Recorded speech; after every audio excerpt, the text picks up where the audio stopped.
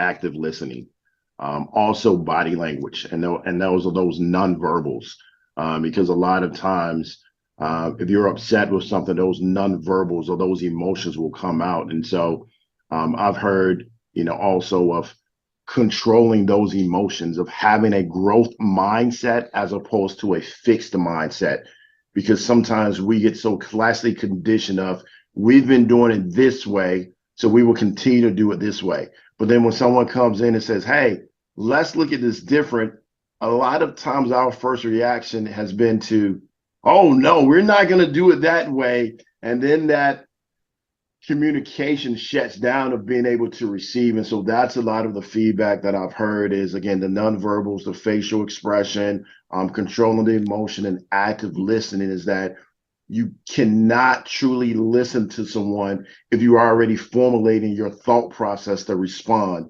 And so that's been a key thing. And when you go back to those organizations and employers, they say the ones who are listening and able to communicate and create clarity are usually the ones who are advancing or having success in their career and life. One of the best things about what you just said there is that all of those things are teachable. These are all skills that can be learned, which is great for somebody out there that may be listening to this and like, oh gosh, I'm not good at any of those things. They're all things that can easily be learned. If you think of this idea of active listening, we hear a lot about listen to understand, not to respond. One of the best ways to be able to do that is to prepare. So for all of these conversations, my goal is that when you're talking, I am just 100% locked in on what you're saying.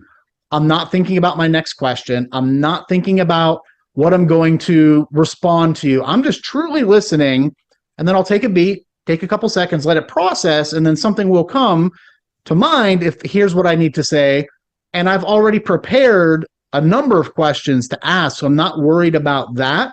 So I think if you do the preparation on the front end of really doing your homework, preparing some questions, listening, being okay with silence and taking a pause for a few seconds to really process.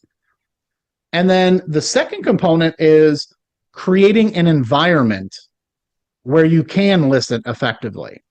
If I was doing this and I had not shut down my Outlook and I had not powered off my phone, it would just be ding, ding, ding, ding, email, text message, phone call, voicemail, there's no way that I could focus because I'd be worrying about what on earth is going on at work. But shut all those down, door to the office is closed, family knows I have this going on, so I can focus.